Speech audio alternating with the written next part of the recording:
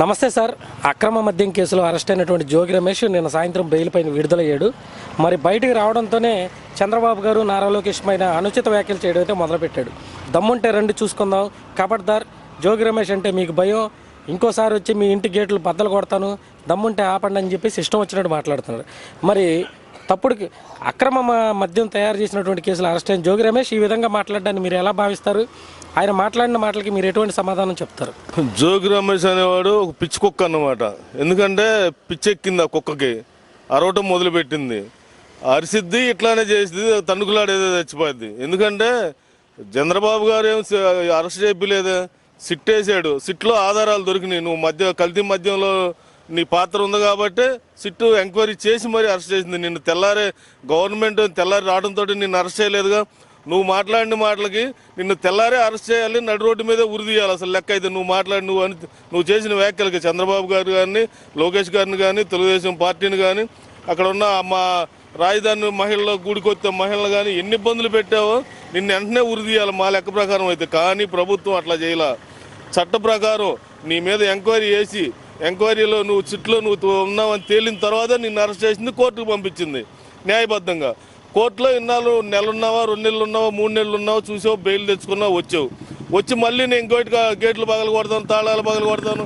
ఎదవా, నువ్వు తాళాలు పగలు కొట్టేవాడు రా, ఇప్పుడు రా, నీకు అసలు గేట్లు కాడు ఉండే ఉద్యోగం ఇస్తామయ్యా మంత్రి గారు. చంద్రబాబు గారు గేట్లు కాడు, బాబు గారు దేశాల మీద తిరుగుతున్నాడు రాష్ట్రానికి పెట్టుబడుల కోసం, అట్లాగే లోకేష్ గారు తిరుగుతున్నారు, అక్కడ ఎవరు ఖాళీగా లేరు. ఆ గేట్ కార్డు ఉండేవాడు కూడా ఎవరు దొరకలా. నువ్వు వస్తే బంగారం వాళ్ళు గేట్ కార్డు ఉద్యోగం ఇప్పిస్తాము, జీతం ఇప్పిస్తాము రా, అంతేగాని తాళాలు పగలు కొడతాను అయ్యని అని చెప్తే కుదిరేది కాదు. నువ్వు నోటి మాటలతో పని లేదు. ఇప్పుడు రాండి, నిజంగా నువ్వు తాళం పగలు కొట్టే దమ్ము నీకుంటే కరకట్ట ఒకసారి అటు దిగి చూడు, టచ్ చేసి చూడు. అధికారంలో ఉన్న రోజే జనం వచ్చిందాక నువ్వు లేవు, దొంగలాగా పారిపోయావు. ఆ రోజే లేని దమ్ము ఇయ్యాలి ఎక్కడి నుంచి వచ్చిందిరా ముండా, రా నీ సంగతి తెలుస్తారు జనం ఏమనుకున్నాయో. ఎట్లాంటి అనుచిత వ్యాఖ్యలు చేస్తే నాలుగు చీలేస్తాను మళ్ళీ ఇంకోసారి ఈ ప్రాంతంకి వచ్చి, ఇంకోసారి తెలుగుదేశం పార్టీ మీద, చంద్రబాబు గారి మీద, లోకేష్ గారి మీద కనుక ఇలాంటి అనుచిత వ్యాఖ్యలు చేస్తే తగిన బుద్ధి చెప్తాం, జాగ్రత్త. సార్, జగన్మోహన్ రెడ్డి గారు 1.5 తర్వాత పాదయాత్ర చేస్తానంటున్నారు, మరలా అధికారంలోకి వచ్చేది నేనే అని చెప్పి కూడా మాట్లాడుతున్నాడు. మరి జగన్మోహన్ రెడ్డి గారు పాదయాత్ర చేస్తే అధికారంలోకి వచ్చేటటువంటి అవకాశం ఉందంటారా? పాదయాత్ర ఎవరైనా చేయొచ్చు సార్, దానికి ఎవరు కాదనేది లేదు. జగన్మోహన్ రెడ్డి గారు గతంలో పాదయాత్ర చేశారు. గతంలో పాదయాత్ర చేస్తే ఎంతో సానుభూతి వచ్చింది జగన్మోహన్ రెడ్డి గారి మీద. ఎందుకంటే తెలుగుదేశం వారి వాళ్ళ నాన్నగారి లాగా పనిచేస్తాడు అని జగన్మోహన్ రెడ్డి మీద ఆల్రెడీ సానుభూతి ఉంది. అలాంటిది పాదయాత్ర చేశాడు. నిజంగా యువకుడు, బాగా రాష్ట్రాన్ని బాగు చేస్తాడు అనుకున్నారు. కానీ వచ్చిన కాడ నుంచి జగన్మోహన్ రెడ్డి గారు పాదయాత్ర చేశాడు. చెయ్యిపోయినా ముఖ్యమంత్రి అయ్యేవాడే జగన్మోహన్ రెడ్డి గారు. చేశావు, వచ్చిన కాడ నుంచి ఏం బాగు చేశావు? అంతా రాష్ట్రం అంతా విధ్వంసం. రావడమే ప్రజావేదిక, 11 కోట్లు పెట్టి ప్రజాధనంతో కట్టిన ప్రజావేదికను కూల్చావు. ఆ తర్వాత భగవంతుడు నీకు మళ్ళీ ఆ 11 సీట్లు ఇచ్చాడు, అది ఒకటి గుర్తుపెట్టుకో. చేసి నాకు ఎక్కడైనా ఒక తట్టం పట్టేసావు, రాష్ట్రంలో చెప్పుకోవడానికి ఫలానా పని మా ప్రభుత్వంలో ఇది చేసాము అని చెప్పుకోవడానికి ఏదైనా ఉందా నీకు? వచ్చిన కానించి విధ్వంసం, నకిలీ మద్యం, నకిలీ లడ్డులు తయారు చేయడం, ఆఖరి టీడీ దేవుణ్ణి కూడా వదలకుండా నకిలీ లడ్డులు తయారు చేసావు. వాటిలో దోపిడీ అను, నకిలీ మద్యం దోపిడీ అను, ఏది నకిలీ కాకుండా ఉంది మీరు చేసింది? అన్నీ రైతుల భూములు కొల్లగొట్టావు, చెప్పేది ఒకటి, చేసింది ఒకటి, అన్నీ అబద్ధాలే కదా. నీ అబద్ధాలతో ప్రజలు ఇసిగిపోయారు.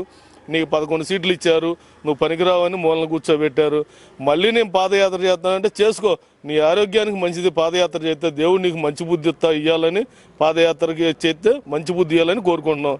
కానీ నువ్వు పాదయాత్రలో ఏం చేసినా నీకు మాత్రం తెలుగుదేశం పార్టీ చేయదు. లోకేష్ బాబు గారు మీటింగ్ పెట్టుకుంటే మైకులు తీసేసావు, ప్లేసులు తీసేసావు, స్టేజీ తీసేసావు, స్టూల్ మీద నుంచుంటే అక్కడ స్టూల్ కూడా లాక్కున్నావు. కానీ తెలుగుదేశం పార్టీ అట్లా చేయదు. నీలాగా నువ్వు చేసుకో, పాదయాత్ర చేసుకో. నీవు పాదయాత్ర చేయడం కాదు, మోకాల దండతో చేసినా సరే, తల్లకిందులుగా తపస్సు అయినా ప్రజలు నీకు మళ్ళీ ఆ 11 ఇస్తే గొప్పే. అది సార్, మరి జగన్మోహన్ రెడ్డి గారు మాట్లాడితే చంద్రబాబు నాయుడు గారిని క్రెడిట్ చోరీ అని మాట్లాడుతున్నారు. నేను తెచ్చిన వాటిని చంద్రబాబు తెచ్చానని చెప్పుకుంటున్నాడు, నేను చేసిన పనులన్నింటినీ చంద్రబాబు చేశారని చెప్పుకుంటున్నాడు. అంతే తప్ప చంద్రబాబు ఒక్క పని కూడా చేయలేదని అంటున్నాడు. మరి నిజంగా చంద్రబాబు గారు క్రెడిట్ చోరీ చేశారంటారా? చంద్రబాబు గారు నిజంగానే మరి జగన్మోహన్ రెడ్డి గారు చేసిన పనులు చేయలే చంద్రబాబు గారు. ఎందుకంటే జగన్మోహన్ రెడ్డి గారు వచ్చిన కాడ నుంచి దోపిడీయే కదండి. ఏం పని చేసావు చేయడానికి? నువ్వు చేసింది ఏం లేదుగా. అందుకనే నువ్వు చేయడు. చంద్రబాబు గారు ఏంటో ప్రజలకు తెలుసు, ప్రజలు చూస్తున్నాం కాబట్టి ప్రజలకు తెలుసు ఏం పనులు చేస్తున్నారో ఏందో. ఒక్కొక్కసారి ప్రతి రాష్ట్రం మొత్తం ఏ జిల్లాలో అయినా సరే ఇదంటే రాజధాని ప్రాంతమే కాదు, ప్రతి జిల్లాలో కూడా ఈరోజు అభివృద్ధి జరుగుతుంది. ప్రజలంతా పచ్చగా ఉన్నారు, పరిపాలన అంతా బాగుందంటే అది చంద్రబాబు గారి పుణ్యమే, చంద్రబాబు గారి సెలవే. పని చేసే సత్తా ఉన్నవాడు చంద్రబాబు నాయుడు గారు. పనికి మాలిన వాడు నువ్వు దోపిడీ చేయటం, దోచుకోవటం, దాచుకోవటం, అదేమంటే కార్యకర్తలను చంపటం, అంతేగాని నీకు రెండోది తెలియదు. అభివృద్ధి అనేది నీకు తెలియదు, నీ చేత కాదు. అభివృద్ధి అనేది నీకు చేత కాదు. అది ప్రజలు నీ నుంచి తెలుసుకున్నది అదే. నువ్వు చేసిన అభివృద్ధికి ఏదో ఫలితం మళ్ళీ ఇంకొకసారి తవ్వి చూస్తావు జనాన్ని. ఇట్లానే మాట్లాడితే ఈసారి ఆ 11 కూడా ఉండవు. అది సార్, జగన్మోహన్ రెడ్డి గారు పట్టాదారు పాస్ పుస్తకాలపైన ఆయన బొమ్మ వేసుకున్నాడు, అలానే సర్వే రాళ్ల మీద ఆయన బొమ్మలు వేసుకున్నాడు. మరి ఈ రోజున అవన్నీ తీసేయడంతో ఇష్టం వచ్చినట్టు మాట్లాడుతున్నాడు. మరి దీని గురించి ఏమంటారు? మరి అలా వేసుకోవడం కరెక్టే అంటారా? ఇప్పుడు బొమ్మలు పిచ్చోడండి, ఏం చేస్తాడు? అసలు ఎవడైనా బుద్ధి ఉన్నాడు సర్వే నా చేను కాడికి వచ్చి నా చేలో సర్వే అద్దురాయి మీద నీ బొమ్మ ఎందుకు?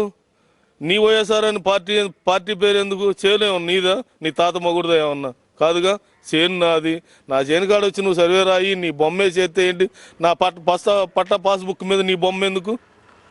అంటే ఏం చేయాలనుకుంటున్నావు? రైతుల దగ్గర ఏం భూమి లేకుండా మొత్తం ఓడగొట్టాలనుకుంటున్నావా? అంతకు తప్ప నువ్వు చేసింది ఏం లేదు.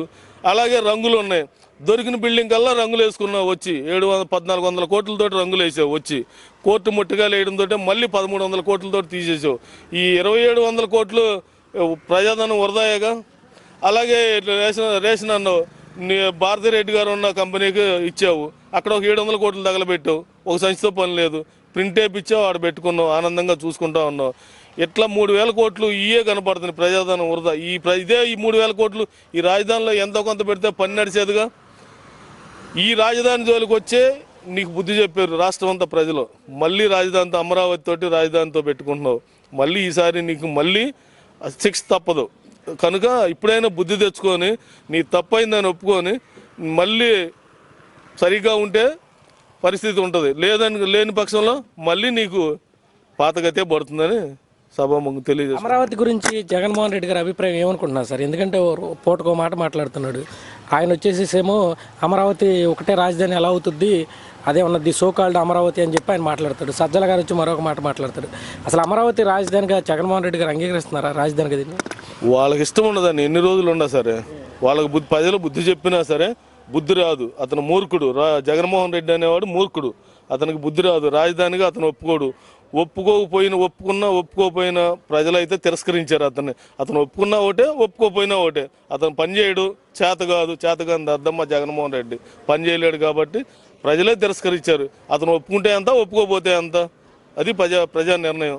మళ్ళీ జగన్మోహన్ రెడ్డిని ఇంటికి పంపించడానికి సిద్ధంగా ఉన్నారు జనం. అది ఇక్కడైతే పనులు జరుగుతున్నాయి అంటారు లేదంటారు? ఎందుకంటే ఇక్కడ ఏం జరగట్లేదు అంట. 100% సార్. కళ్ళు లేని వాళ్ళు కబోజులు ఎవరన్నా ఇట్లాంటి మాటలు మాట్లాడతారే కానీ కళ్ళున్న వాళ్ళు ఎవరు మాట్లాడరు. పని జరగట్లేదని వచ్చి చూడవచ్చు, లైవ్ చూసుకోవచ్చు. ఇక్కడ ఎవరు అభ్యంతరం పెట్టేవాళ్ళు లేరు. ఎందుకని అసలు ముందు ప్రతిపక్ష నాయకుడు ప్రభుత్వంతో పనిచేయించడం నేర్చుకోవాలి.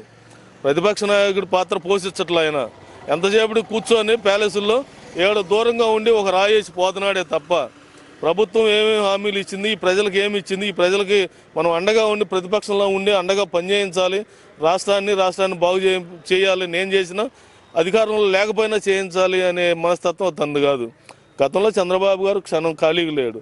23 సీట్లు ఇచ్చిన రాష్ట్రం అంతా తిరిగి అభివృద్ధి జరుగుతుందా, ప్రభుత్వం ఏమి ఇచ్చింది, ఏమి హామీ ఇచ్చింది, ఏం జరగట్లేదని తెలుసుకొని ప్రతిపక్ష పాత్ర పోషించాడు. కానీ ఇతనికి ఆ ప్రతిపక్షంలో ఉండటం ఇష్టం లేదు, ప్రతిపక్ష పాత్ర పోసాడు. అసెంబ్లీకి రావడం ఇష్టం లేనివాడికి ఇంకా ముఖ్యమంత్రి అయితేనే వస్తావా, లేకపోతే రావా? ప్రజల యోగక్షేమాలు పట్టవా మీకు? కనుక ప్రజలు మిమ్మల్ని పర్మనెంట్గా ఇంటికాడ కూర్చోబెడతానికి సిద్ధపడి ఉన్నారు.